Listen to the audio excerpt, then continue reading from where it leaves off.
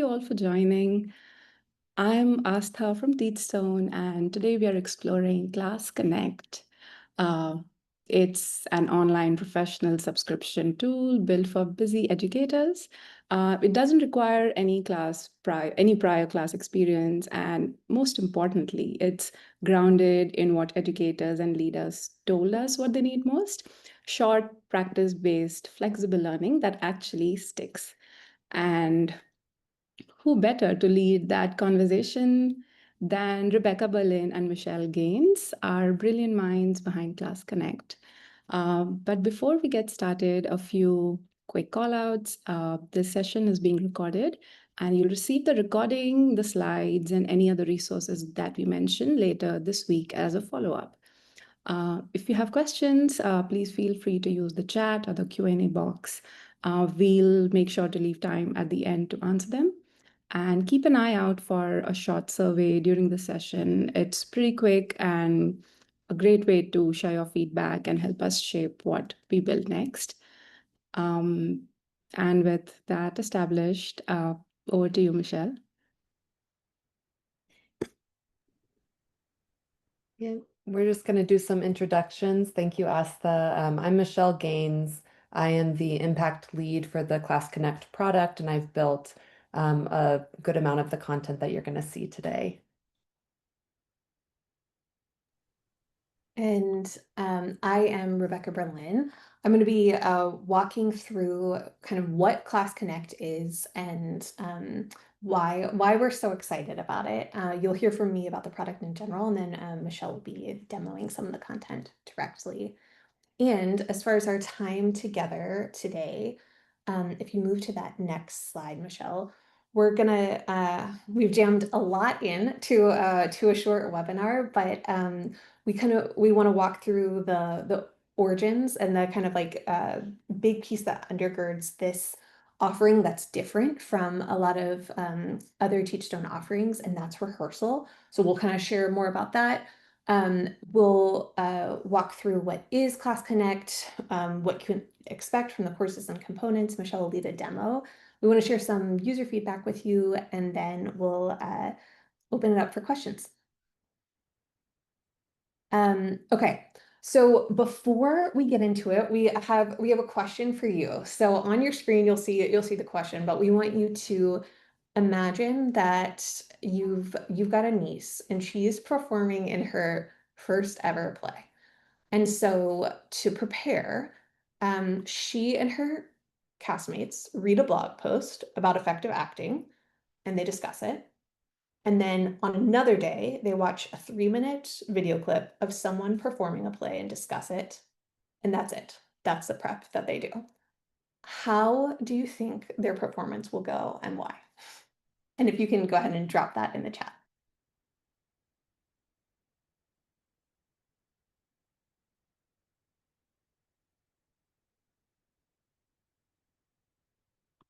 And this is not a trick question.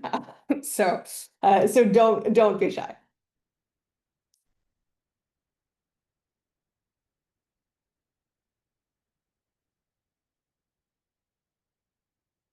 Well, our Kelly, I am with you. And Christelle, yes, exactly. Michelle, if you move to our next slide, we super agree with what you are putting in the chat. Rehearsal matters. And so if they get up to perform a play, I loved when someone called out, this is improv, not a play. We know that whenever we attend a play, we kind of all assume that the cast has gotten together and rehearsed what they're going to do at least once. And while that's kind of, we all know that about plays, that's also the norm in a lot of professions. So, for example, if you are training to be a pilot, you're going to rehearse in flight simulators before you're ever allowed to get in a plane and have it actually take off. For doctors and nurses, before they're allowed to do surgery or support patients in a lot of different ways. They engage in rehearsals, both sometimes simulations like that are virtual, and then a lot of times live action rehearsals with actual people before they're allowed to treat people on their own. And so this is really common in other professions, but it's not done in education that often. And so a question that we were grappling with is how often do educators get to rehearse before they interact with kids? And what are the impacts of this on children? So that's kind of the question we entered this with. And if you move to the next slide, Michelle, we that was a question on our mind. Yes, Kit, strongly agree. That like normally experience is our exercise, and there's ways that we can support beyond that. So in addition to what was on our mind, we went out and we talked to lots of you. So we interviewed leaders across the country and educators across the country to find out some of their biggest pain points. And you'll see on the slide right now some of the biggest pain points we heard from leaders. If you can put a +1 in the chat if any of these resonate with you.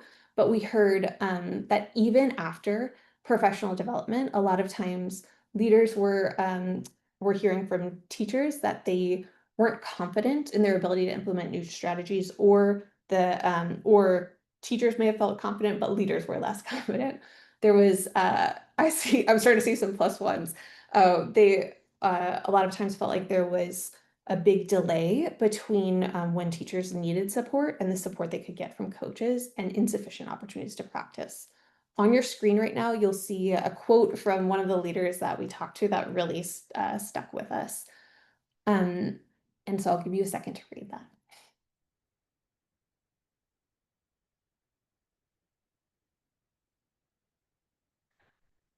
And so, Michelle, if you move to the next slide, we took that information, what we knew about the power of rehearsals, which there's decades of cognitive science literature that show us that they're a really powerful way for people to build skill really quickly.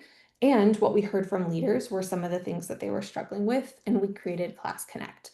So Class Connect has kind of 5 things you need to know about it. First, it's an annual professional development subscription, and each course offers a deep dive into kind of hot topics in the field.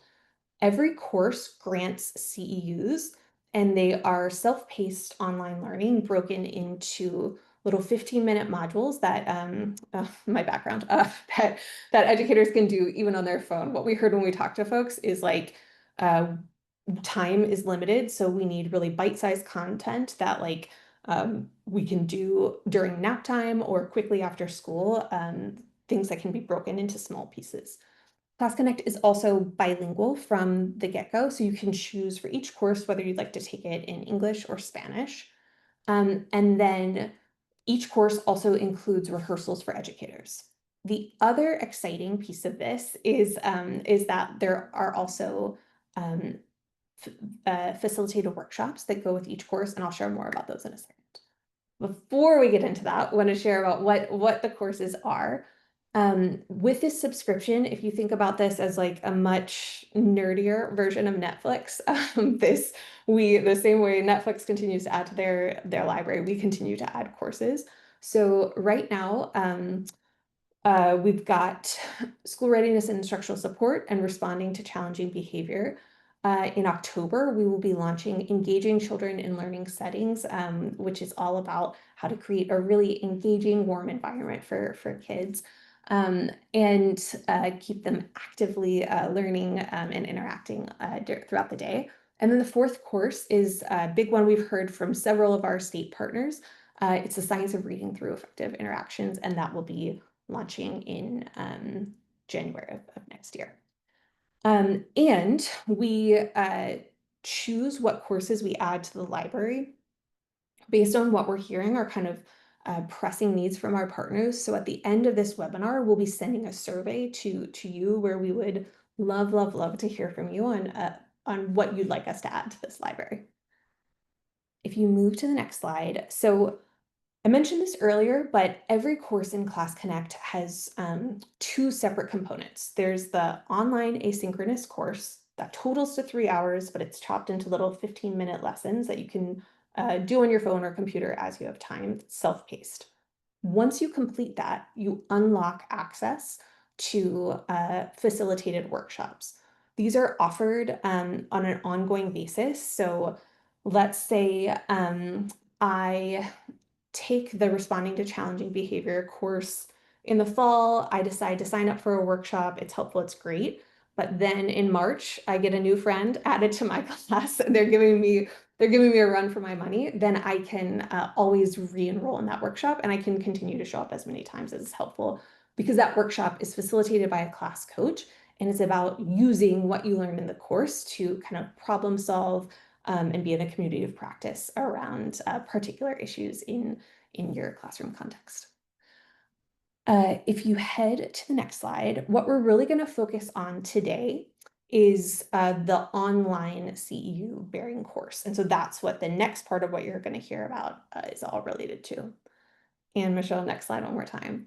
So when we went to design these courses, we, as we mentioned, we talked to leaders, we reviewed the research, and we also talked to educators. And we heard the same things come up over and over and over. Educators feel frustrated that that a lot of times they're attending PD that don't leave them with any actionable tools. A lot of times it's theory or about child development in general, and they're wondering, I need to know when I walk back in there tomorrow morning, what to do. I need something I can try. We also heard from educators that they're feeling very isolated, that they're feeling like they don't get a lot of support in their context, and they don't feel like they get to see other people teach, and so they're just doing their best guess of what they think would be helpful. So to kind of design a course that really mapped onto those needs, Michelle, if you move to the next slide. Oh, and one more. Every course follows the same predictable pattern. So educators move through this cycle of intro, analyze, rehearse, and they move through it 3 times over the course of the course. So you're going to hear from Michelle kind of about what's in each of those components in our demo. And so with that, I'll pass it over to her. Thank you. I'm so excited to get demoing into this first course, or the course that we'll be walking you through today, which is around responding to challenging behavior. And I'm going to take you through at a high level, just what Rebecca mentioned, the intro, analyze, rehearse sequence. And we're going to start here with our intro section. And the intro sections each include a variety of learning opportunities, including explainer videos, chances to hear from real educators like who you see on your screen, quick takeaways that from the latest research, and also games and other interaction opportunities. And so first, I'm going to play just a couple clips from our intro section from our Responding to Challenging Behaviors course. These clips are from Narissa Gaspé, who, as it says on your screen, is a Filipino-American educator. And in these clips, she's sharing just one of her experiences supporting a child who was exhibiting challenging behaviors. I'll play the first part of it here for you now.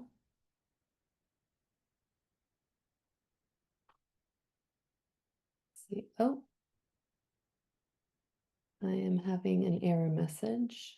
Sorry about that. I tested these before. Let me see if this one works. I'd like to share a story about one of the most challenging cases in my teaching career that ended up being one of the highlights of my career, about a boy in my preschool class who had neonatal abstinence syndrome, microcephaly, speech delay, and global delay. He struggled with so many things: transitions, following directions, peer interactions, and exhibited challenging behaviors such as hitting, biting, kicking, throwing, spitting, crashing into classmates and furniture, and frequent frustration outbursts. I communicated on the daily with his grandma, who was his guardian, ensuring that we were aligned in our strategies and discussed ideas on behavior management that could be reinforced at home. Over time, we developed a strong relationship over the shared struggles and frustration with his behaviors and our desire for things to go better for everyone. She shared with me how he kept missing his well child checks because he would hit the nurses, and it took several adults to hold him down before they would regrettably tell her they couldn't serve him. Week after week, it felt like nothing was changing. I was losing my patience, and a dynamic was forming where everyone, including myself, started to tense up and even fear this child. I remember one day, after a particularly difficult frustration outburst where he targeted another child trying to kick out their G-tube, I looked at him with such frustration, and he had his head bent down and just looked so sad. And that's when it hit me, and I realized how he wasn't giving us a hard time, he was having a hard time. As frustrated as we all were, he must have felt even more frustrated that he couldn't communicate how he wanted to. What I haven't met. I'm gonna pause it there. It goes on, and I know this is just one educator that we're hearing from, but I know so many people can relate to the challenges that Narissa is explaining. As her audio goes on, she describes how she used various strategies to support not only this child's development of behavioral regulation skills, but also how she herself had to shift the way she was approaching interactions with this child, which are all many of the techniques that are outlined in the various modules of this Responding to Challenging Behaviors course. And so what I want to play for you now is the ending of her clip, where she goes on to share some reflections about her overall experience.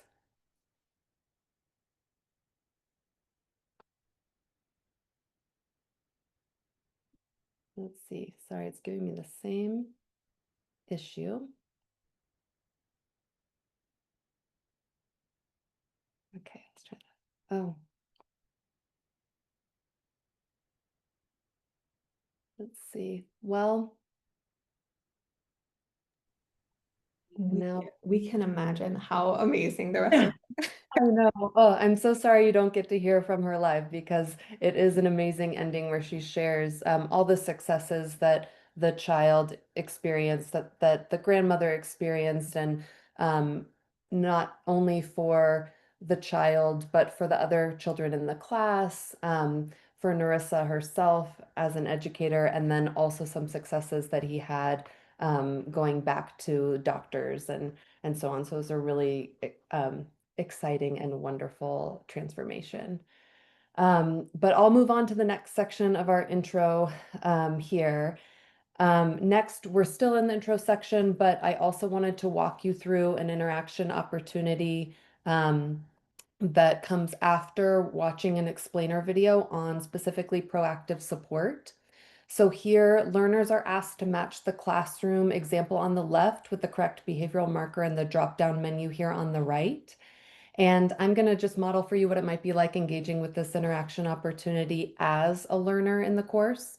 And so, for example, let's say I felt really strong about my 3 options here, matching these examples on the left, but I was just struggling with these last 2 here.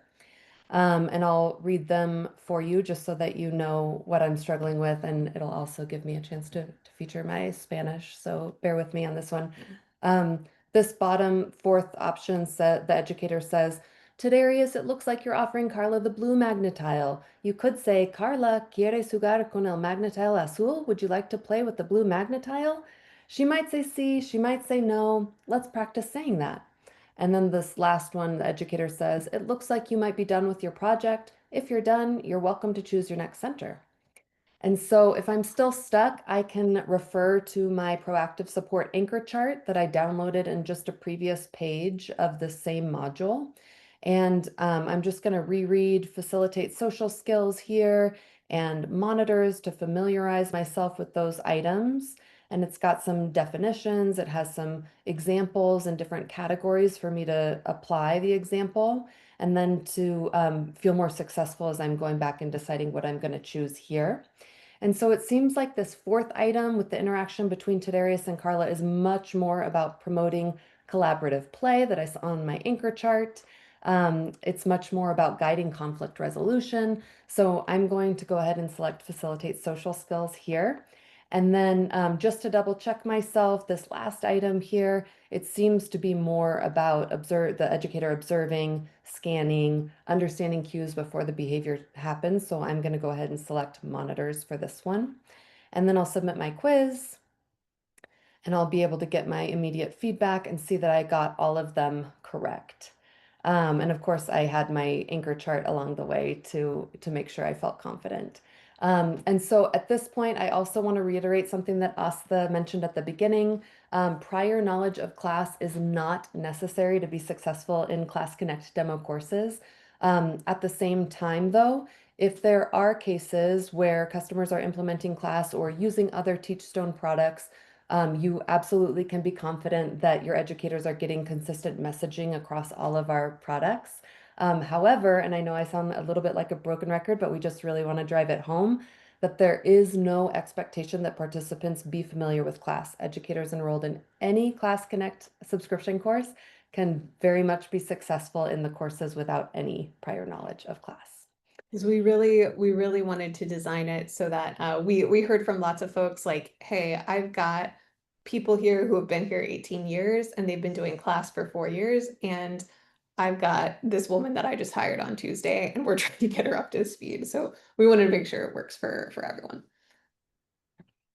So we just walked through just two pieces of our intro section between hearing from an educator and then one of the interaction opportunities that comes after watching an explainer video. We also want to walk you through the next section, which is analysis. After the introduction section, learners move into this analyze section where they watch a video from a real classroom and engage with some different interaction opportunities here. This section, I would say, is the most like many of our other Teachstone offerings, so I'm going to spend the least amount of time here demoing anything for you here, and we want to spend the most time in this next section, which is the rehearsal section. And so at this stage, we're going to watch a brief clip of a classroom. This is where educators get the chance to actually practice what they've been learning. And then they'll record themselves down here on the same page. And here we're going to watch just a short clip of some classroom footage where educators are then asked to record themselves as if they are the educator directly interacting with the child in the video. In this case, it's a child named Timmy, and we want the educator to interact in a way that supports building Timmy's behavioral regulation skills. So I'll show you what this looks like now, and we'll play the short video to start. Why? Why?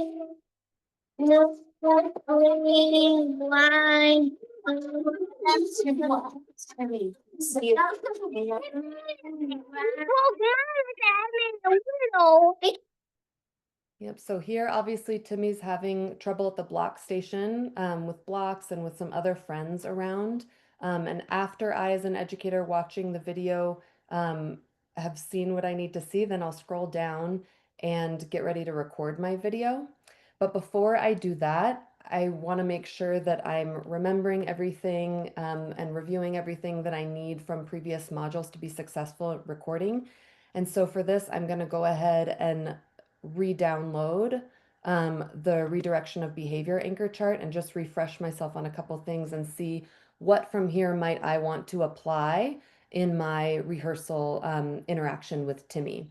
And so in this case, I'm thinking, Timmy was very overwhelmed at the block center. I want to make sure I'm supporting his safety, probably not just his own safety, but maybe some of the safety of the peers around him at the block center. Based on his outbursts, it might be appropriate to offer him a quiet space, and maybe using some positive phrasing, right, instead of negative phrasing as I'm interacting with him. And of course, there's no one right way to do this. There are many options here for educators, but I'm just giving you some examples that I might see or deem as appropriate here from the anchor chart. And then I'll come back here and get ready to record my video. And I'll just hit record here on the screen. And here I am, perfect. Hit start recording. And I'll say, oh, wow, Timmy, I can see that you're really upset. I'm going to gently hold your hand while we walk to this quiet drawing center so that everyone stays safe and we can talk. Okay, now that we're in a quieter place, Timmy, would you like a hug or would you like to tell me what's bothering you? So obviously that's not perfect or the only way that an educator could respond. But here I've got just an example recording and a gorgeous still here, a frame of myself. And at this point, educators can rewatch what they've recorded to make sure that they feel comfortable with it. If they're happy with it, they can save media and move on. If they're unhappy with it, they can just start over and re-record. It's no problem. For the sake of today, I'm going to just say that I'm happy with it and show you how I save the media here and then submit my assignment. Oh, it looks like it didn't take, so I would just redo it again and submit my assignment here. And at this point, I'm just going to move back over to the slides, but just so that you know what comes next in the rehearsal section, educators would then watch the rest of the video to see what the educator in the exemplar did, and then have an interaction opportunity immediately following where we say, you know, again, obviously there's no one right way to respond to a child. But after seeing this exemplar of how this educator interacted with Timmy, what would you keep, cut, or change in your own rehearsal example? And so that really takes us through at a very high level the introduction, analyze, rehearse sequence in our responding to challenging behaviors course. And so now I'm going to turn it back over to Rebecca, who's going to walk us through some user feedback. Thanks, Michelle. And I think the biggest thing that makes us really excited about this offering, and in every single course, educators get 3 of those rehearsals, so 3 chances to actually practice. But is this really shifts from that mode of like talking about what we might do, but to like we think back to the way people prep for plays or to fly a plane, or it's actually trying it and practicing it, and feeling that awkwardness and rush of adrenaline when you're trying something new, and then so that it's not the first time, and you're not learning on kids, you've kind of got that rhythm down, and you feel more empowered to actually bring it to your classroom. So, Michelle, if you move to the next slide, we want to share some of kind of what we've heard from educators who have engaged with Class Connect. And one of the big questions we get is like, okay, I know there's a lot of research behind rehearsal. I get that it makes sense, but how do people actually feel about it? So we thought it might be helpful to hear directly from one of our users about her experience with rehearsals.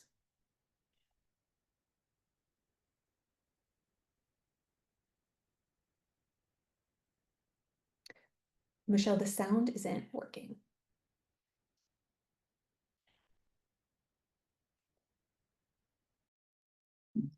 And then I did like the format, which was a little bit different than other trainings and modules I've done, you know, particularly that rehearse piece. Like I thought that was again like something I hadn't done before. So I liked that opportunity to just, you know, kind of set the scenario. Here's the situation.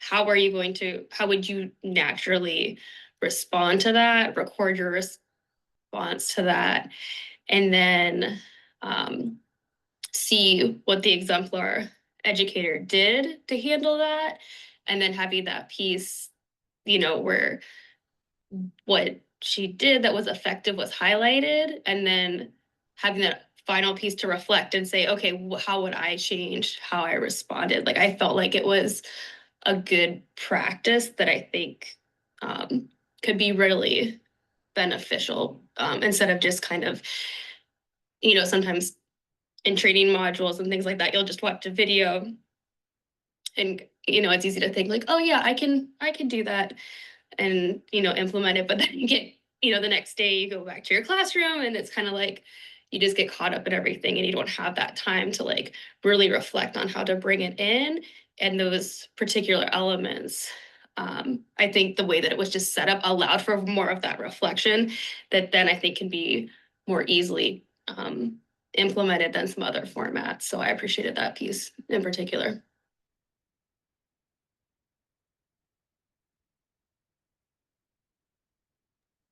And then another question that we've gotten a lot is how does feedback work in this course? Because people see that like there's quizzes and kind of other interactive activities, there's open-ended reflection questions, there's the rehearsal. So how does feedback work?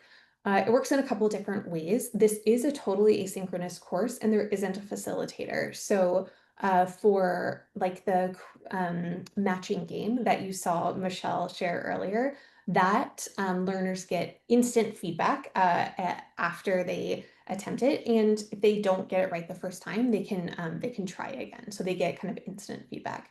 For open-ended questions like this, after they submit their response, then they click next, and they see a screen from us that says, obviously there's no one right way to respond. Here's how we would have responded to that question. We share our response in a couple of quick bullets, and then they move to another screen that says, after seeing our response, what would you keep, cut, or change about yours? And that helps ensure that they see kind of an exemplar way to respond, but also have we're trying to build the course to focus on learning and refining your thinking, not of like there's one right way to do this and you have to have it straight from the beginning. Same thing, Michelle already shared how feedback works in rehearsals. So folks upload their video, then they watch the rest of the clip to see how the educator in that video actually responded. And it's always an exemplar clips so that they can get ideas. And again, as Michelle shared, there's no one right way to respond to a child, but we have heard over and over from educators that watching other educators in action gives them ideas that they can add to their tool belt. And so same thing, after they watch that educator, then they again get a reflection question asking what they would keep, cut, or change about their video after seeing that teacher.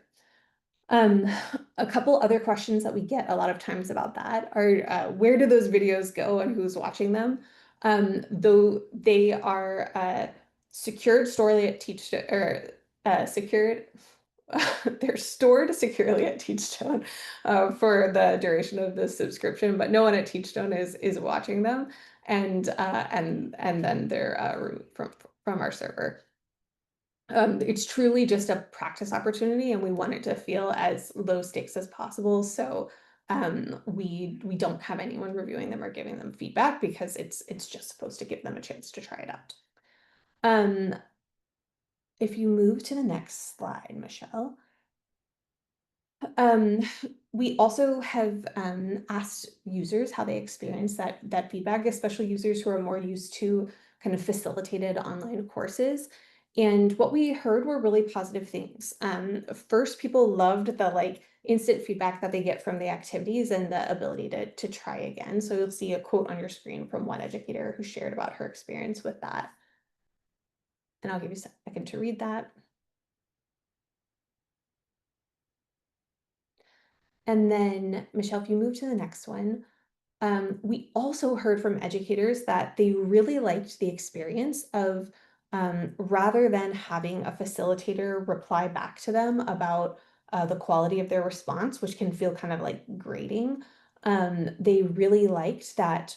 And a lot of times there's a delay between when a learner submits something and then when they get that feedback. And by the time they get that feedback, they may have finished the rest of the course. There's not a chance to incorporate that. So they loved the ability to kind of right away have something to compare their response to and think like, oh yeah, that is a good point. And then the chance to revise their response afterwards. And then if you move to the next slide, another big question that we get is about how we measure progress in Class Connect. So if you're looking at purchasing Class Connect, every course has a pre and post assessment embedded in it, and that tracks educators' decision making around interactions. And so it gives you the ability to see kind of what they're learning over the course of these courses and if their understanding and skills are shifting as a result of taking each course. So on your screen right now, you'll see an example of one of the questions from one of the assessments. This is from our school readiness and instructional support course, but they see this image and then they're given, I've got the correct answer bolded for you, but they're giving a question of which is if, and there's a prompt for this, that the educator is showing children this visuals and ask children what shape they are, and Lamar says circles, and so the question is, which of the following interactions most effectively supports Lamar's developing understanding of circles, and gives them a variety of responses that the teacher might give, and they have to select which one they think is most effective. And Michelle, if you move to the next slide. What we want to do is open it up for questions. We've got some additional user feedback on the screen if you want to read it, but mostly we want to hear from you. So we'll open up the floor.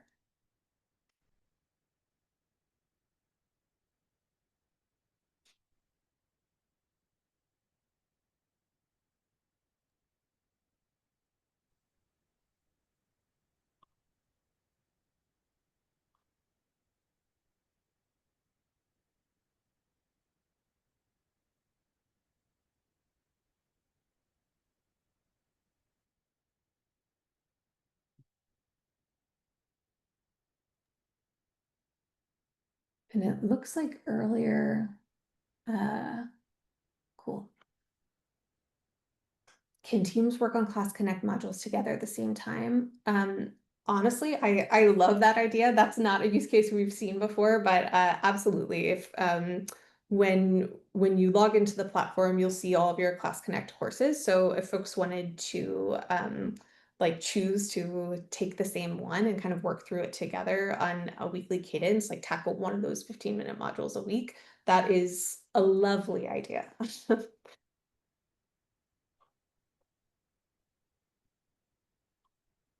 And the other thing I really like about that idea is that that would unlock access to those facilitated workshops at the same time. So then if they wanted to enroll in one of those workshops together, they could.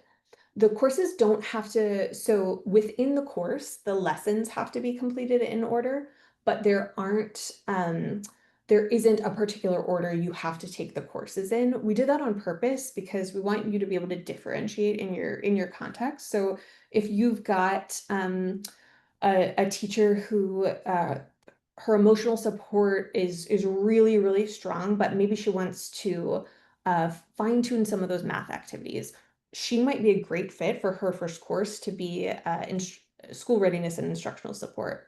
On the other hand, if you have a teacher who's maybe newer, hasn't had a lot of experience in the classroom, maybe spending a lot of time, something we've heard about a lot is like folks on their phones or different things like that.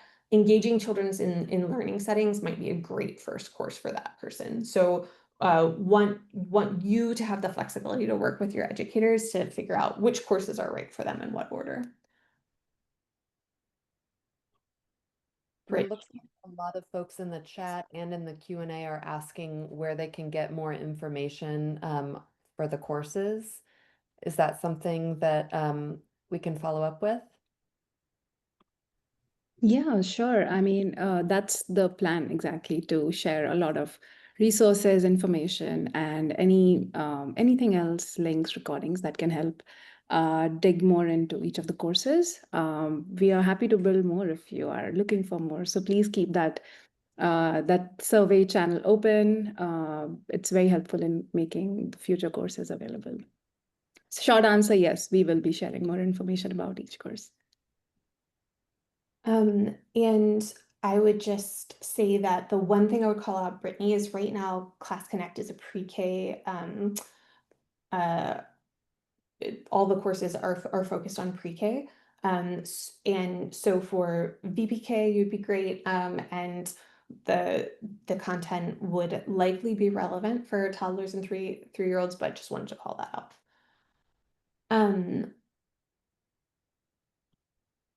I think for the, I'm looking at the chat and the Q&A.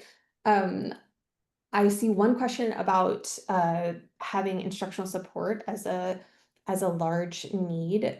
That is one of the most common things we hear from our partners in the field. Um, I think for if that's your situation, recommending to educators they start with that school readiness and instructional support course that includes content aligned to the Head Start early learning outcomes framework, and really focuses on different interactions that educators can use to kind of really build that kindergarten readiness throughout the day.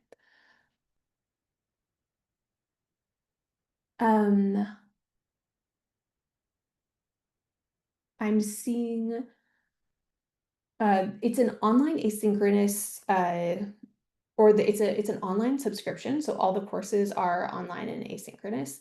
And so educators can complete them at any time they want on their own schedule. You would be welcome to partner with educators in your context to think about like what structures might support them in having the time and space to complete the courses, but it's self-paced learning. And then once they complete each course, they unlock access to those facilitated workshops.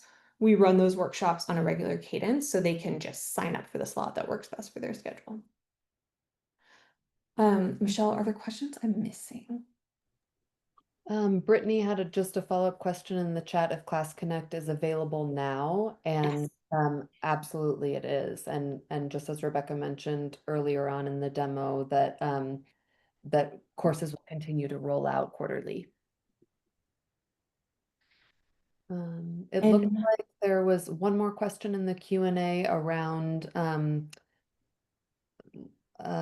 science of reading and early literacy. And aligning, if you're in a context where there's a push for aligning what's happening in pre-K with initiatives in K-12, and we've heard a lot about science of reading and high quality instructional materials. Our new course, the science of reading through effective interactions, is going to be designed for pre-K educators to kind of build some of that background knowledge and give kind of just easy to use strategies in their everyday interactions with kids to help build some of the really important puzzle pieces of early literacy. And if you're in a context where they're focused on high quality instructional materials, we actually use examples from high quality instructional materials in a lot of our courses. So again, in that school readiness and instructional support, for example, there's an example from a read aloud that is pulled from a high quality curriculum, so that educators can, even if it's not their exact curriculum, they can get practice with looking at an example of an activity and thinking about how to really bring that to life with through the power of effective interactions. And it looks like, Rebecca, people are just eager to get access. And so wondering if there are some more practical ways, where folks should go to get access to the course and the cost. Perfect. So for how to get access, there's going to be a survey that's in the chat right now. And so if you are interested in learning how to get access, you access the courses through the platform, but it's an additional subscription in addition to your My Teachstone subscription. And so that cost is $300 per educator. And you can, if you're interested in that, you can express that in the form and someone from our team will follow up with you. And just to be clear, because we've had questions around cost in the past too, that $300 is annually per educator, not Yes, annually, and it gets you access to everything in the library. So it's not per course, it's just access for the year to all the Class Connect content, which is the courses and the workshops.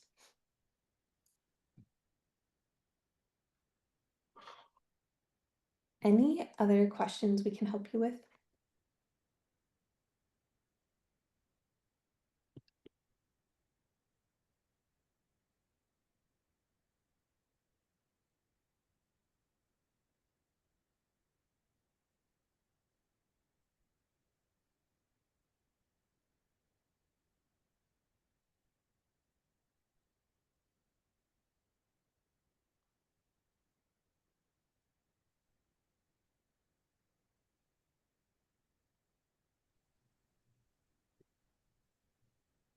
Well, we so appreciate you all coming today, and if you have any additional questions, please let us know in that survey.